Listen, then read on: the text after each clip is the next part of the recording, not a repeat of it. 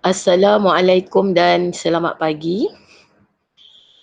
Okey, kali ni teacher akan bincangkan mengenai tajuk pengurusan data. Okey, kita lihat kepada nota.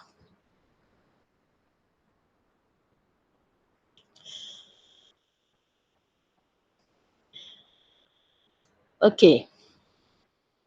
Okey, dalam pengurusan data, keempat-empat istilah ini adalah amat penting. Okey, ada yang pertama, mode. Okey, apa itu mode? Mode ialah data yang mempunyai kekerapan paling tinggi.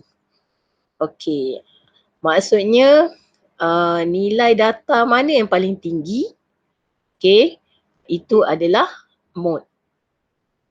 Okey, yang kedua ialah median. Okey, median ini ialah data di tengah-tengah.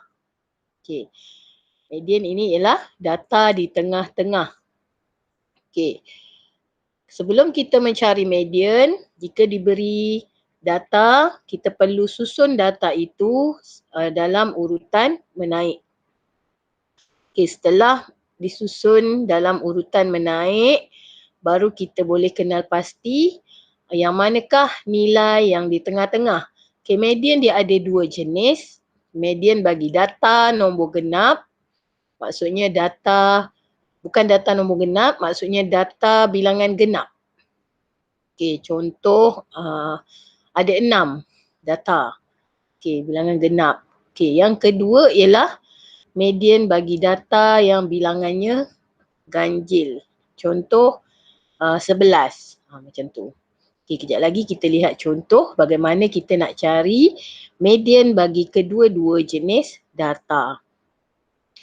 Okey, yang ketiga istilah penting dalam tajuk pengurusan data ialah mean.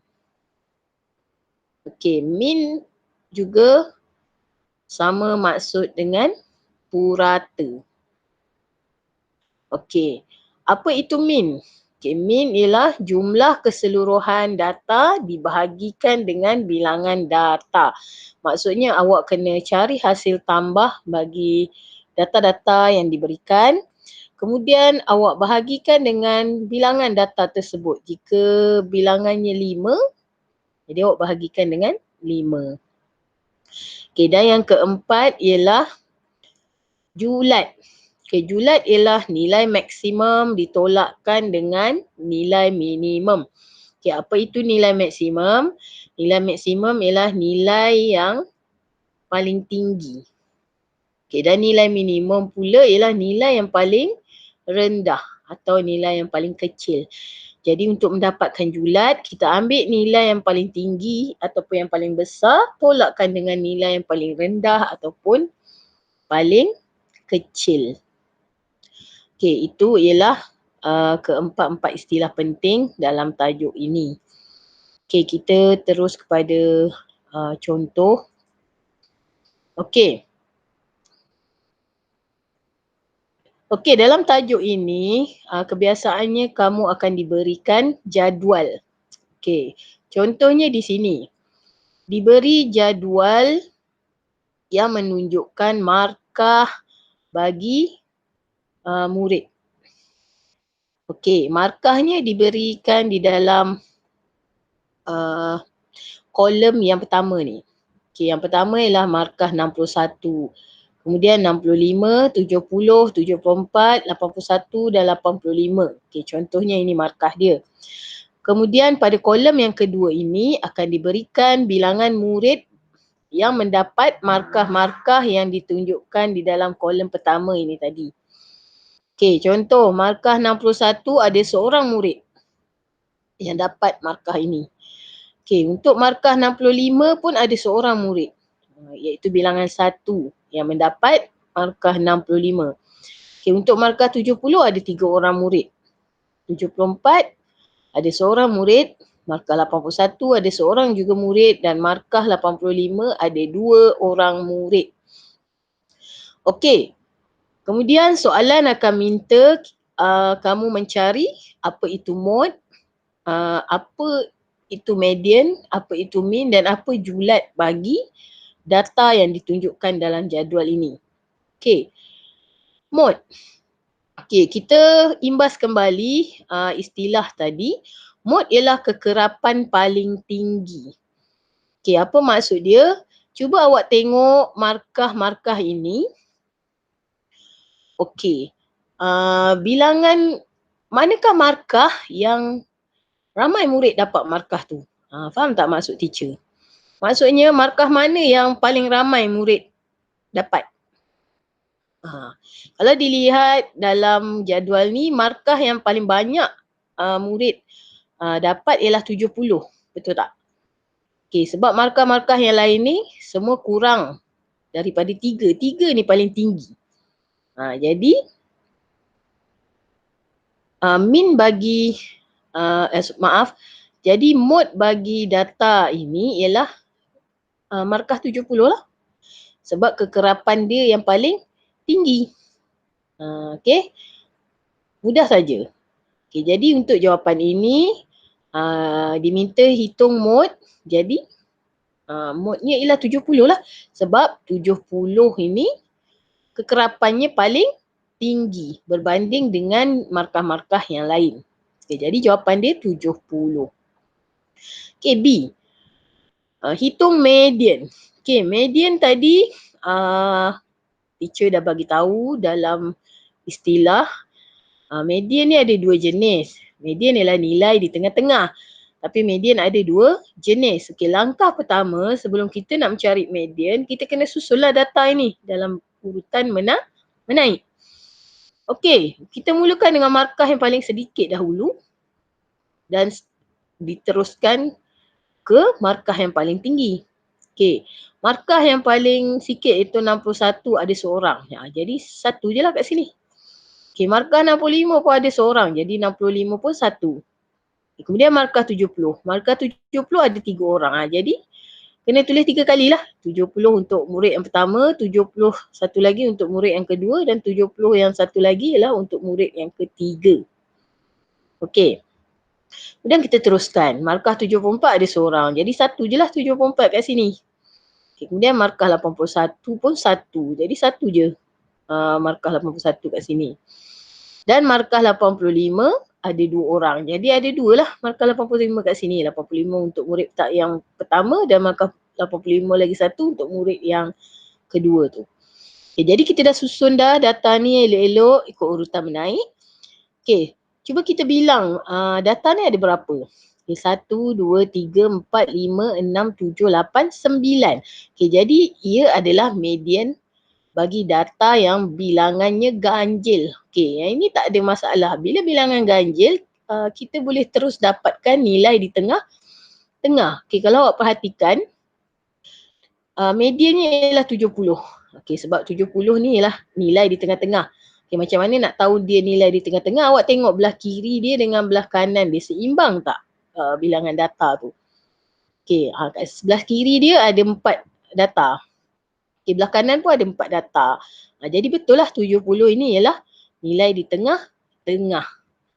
Okay, jadi median dia sama dengan 70. Okay, mudah saja.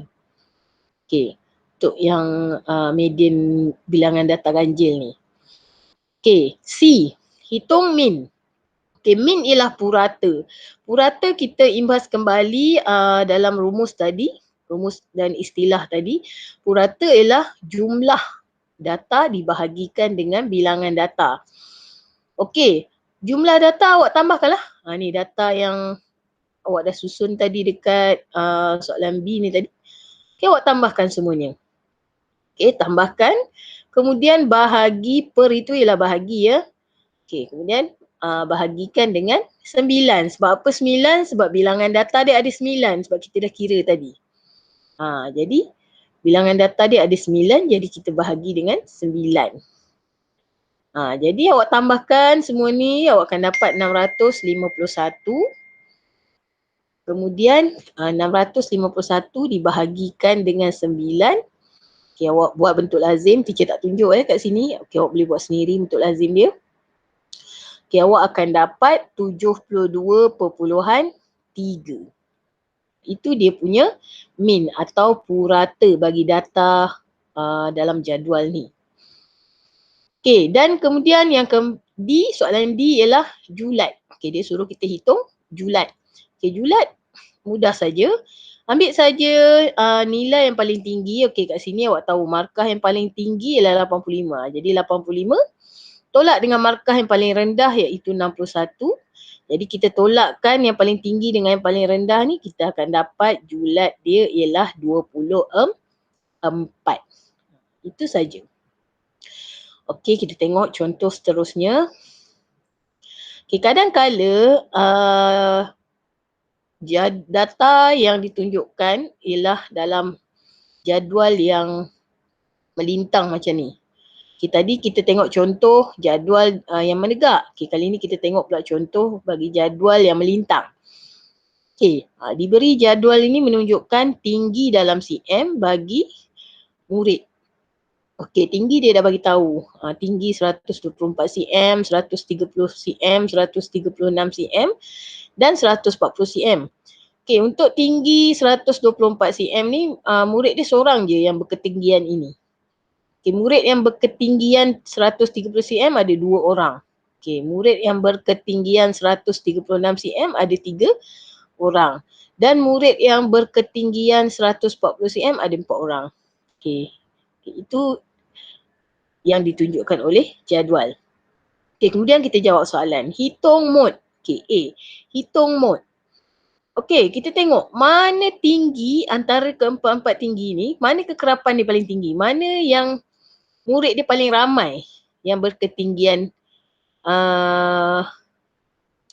tinggi mana yang murid dia yang paling ramai. Kalau ditengok pada data ni, tinggi 140 kan murid yang paling ramai. Okey, jadi jawapan dia mod ialah 140 lah. Macam tu. Okey. Kalau 136 ni yang murid dia 5, jadi jawapan dia 136 lah. Tapi kat sini yang menunjukkan bilangan murid paling ramai ialah tinggi 140. Jadi mod dia ialah 140. Mudah saja. Awak tengok mana tinggi yang bilangan murid dia ramai. Jangan awak ambil 4 ni sebagai mod. Bukan. Tinggi tu ambil. Okay. Yang bawah ni, kekerapan bawah ni kita hanya nak rujuk dia untuk menentukan kita punya mod.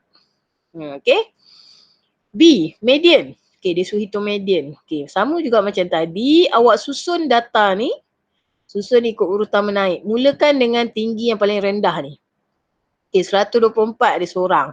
Jadi satu je lah 124 kat sini. Kemudian 130 ada 2 orang. Jadi tulis 2 kali 130 kat sini. 130, 130. Kemudian 136 ada 3 orang. Jadi 3 kali lah kita tulis. 136, 136, 136. Dan 140 ada 4 orang. Jadi tulislah 4 kali 140 ni. Okey, selepas kita susun ikut urutan menaik, kita bilang data ni ada berapa? 1, 2, 3, 4, 5, 6, 7, 8, 9, 10. Jadi ada 10 bilangan data. Okey. Bila bilangan data ni 10, itu menunjukkan kita kena cari median bagi data yang bilangannya genap. Sebab 10 ialah nombor genap. Okey, perhatikan di sini . Untuk bilangan data genap, awak tak boleh cari tengah-tengah. Awak tak boleh cari satu nombor, awak tak boleh tengok daripada data tu apa nombor tengah-tengah. Awak tak boleh cari macam tu. Okay, untuk kes macam ni awak tengok mana 2 nombor yang di tengah-tengah tu. Okay, apa maksud teacher 2 nombor di tengah-tengah? Awak tengok 2 nombor di tengah-tengah, bila belah kanan dengan belah kiri dia akan jadi bilangan nombor yang sama. Contoh 136 dengan 136 ni ialah 2 nombor di tengah-tengah. Okay, macam mana kita tahu dia 2 nombor di tengah-tengah? Tengok belah kiri dia ada 4 nombor, belah kanan dia pun ada 4 nombor. Jadi maksudnya 2 nombor ni ialah 2 nombor di tengah-tengah lah. Okay, bila kita dah kenal pasti 2 nombor di tengah-tengah tu, ambil kedua-dua nombor tu, kita tambahkan kemudian bahagi 2. Ingat Kalau untuk median bilangan data genap, ambil 2 nombor di tengah-tengah tu, tambahkan kemudian bahagi 2. Ini formula dia. Okay, dia tak sama macam data ganjil tadi. Okay. Okay. Bila dah tambahkan, awak akan dapat 272. Kemudian bahagikan dengan 2, awak akan dapat 136. Okay, jadi median dia ialah 136. Okay. Okay, seterusnya. Hitung min. Okay, min macam sama juga macam data pada contoh yang sebelum ini. Cari dulu hasil tambah. Ni tambah maaf, yang ni tambah. Okay, tambahkan semua ni dulu. Okay, macam kita buat tadi, data-data ini kita tambahkan untuk mencari jumlah. Kemudian kita bahagikan dengan bilangan data. Bilangan data tadi awak dah bilang satu-satu, dah ada 10 kan. Jadi tambahkan semua kemudian bahagikan dengan 10, awak akan dapat 135.2. Yang ni boleh guna kaedah gerak titik. Okay, bahagi kita gerak titik ke kiri. Jadi dari belakang, sebab sifar dia 1, gerakkan sekali ke sini. Jadi titik tu ada antara 5 dengan 2. Itu yang jawapan dia jadi 135.2. Okay. Okay. Kemudian yang terakhir ialah hitung julat B. Julat. Okay, julat ni mudah saja. Ambil mana nombor yang paling tinggi tolak dengan nombor yang paling rendah. Okay, ambil ni. Kat sini 140. Nombor paling tinggi tolak dengan tolakkan dengan 124 ni. Jadi 140 kita tolak dengan 124, kita akan dapat julat dia sama dengan 16. Okey. Okey, kita tengok contoh seterusnya. Okey, kadang-kadang awak akan dapat soalan yang diberikan carta palang seperti ini. Okey, yang ni kita panggil carta palang. Carta palang ada 2 jenis juga. Kadang-kadang awak akan dapat carta palang menegak macam ni. Kadang-kadang awak akan dapat carta palang melintang. Okey, dalam contoh ni teacher bagi contoh carta palang menegak. Iaitu yang menunjukkan markah ujian matematik bagi murid kelas 6 amanah. Okey, yang melintang ni ialah berapa markah dia? 70, 80, 90, 100. Dan yang menegak ni menunjukkan bilangan murid yang dapat markah-markah tu. Okey? Okey, soalan hitung mod. Okey, kita tengok mana yang paling tinggi. Mana markah yang murid dia paling tinggi sekali ni. Murid yang paling ramai dapat markah tu. Kalau tengok dari gambar pun kita dah nampak dah. Mestilah markah 100 sebab bar untuk markah 100 ni paling tinggi. Yang ni lebih mudah sebab dia dalam bentuk gambar rajah. Jadi awak boleh terus nampak mana markah yang bilangan muridnya paling tinggi ataupun kekerapan dia paling tinggi. Inilah dia 100. Jadi mod ialah 100. Mudah saja. Dia lebih mudah sikit daripada yang data jadual tadi sebab carta palang ni awak boleh terus nampak. Okay. B. Hitung median. Okay, median macam biasa kita susun lah. Okay, mulakan dengan data yang paling rendah iaitu 70, markah 70. Ada berapa orang? Tengok pada graf ni, ada 2 orang yang dapat markah 70. Jadi 70 tu awak tulis 2 kali lah macam ni. Kemudian markah 80. Markah 80 ada 3 orang. Jadi tulis 3 kali. 80, 80, 80. Okay, kemudian markah 90 ada seorang. Jadi sekali lah. Okay, akhir sekali markah 100. Markah 100 ada 4 orang. Jadi kita tulis 4 kali. Macam ni. Kemudian kita bilang ada berapa bilangan data tu. Okay, 1, 2, 3, 4, 5, 6, 7, 8, 9, 10. Okay, jadi data ni ada 10. Jadi awak dah tahu dah ni memang data bilangan genap. Bila bilangan genap, cari 2 nombor di tengah-tengah. Okay, dekat sini kita dapat kena pasti 2 nombor di tengah-tengah ialah 80 dengan 90. Okay, semak bilangan data kiri dan kanan seimbang tak? Okay, kita tengok sebelah kiri 80 ni ada 4 data. Okey, sebelah kanan 90 ni ada 4 data. Jadi seimbang lah. Maksudnya betul lah nombor dua-dua nombor yang kita pilih tu. Kalau awak pilih 90 dengan 100, dia tak seimbang. Maksudnya belah kiri ni dah jadi 5 nombor, belah kanan jadi 3 nombor. Jadi awak perlu hati-hatilah dalam memilih nombor di tengah-tengah. Okay, dekat sini nombor tengah-tengah dia ialah 80 dengan 90. Jadi kita tambahkan kedua-dua nombor tu. Okay, 80 tambah 90, kemudian bahagi 2. Jangan lupa bahagi 2 ni. Okay. Kemudian awak tambah, awak dapat 170. Okay, 170 ni dibahagi dengan 2, awak buat bentuk lazim sendiri. Awak akan dapat 85. Okay, jadi median dia ialah 85. Okay, mudah saja. Okay, kemudian hitung min. Okay, soalan C.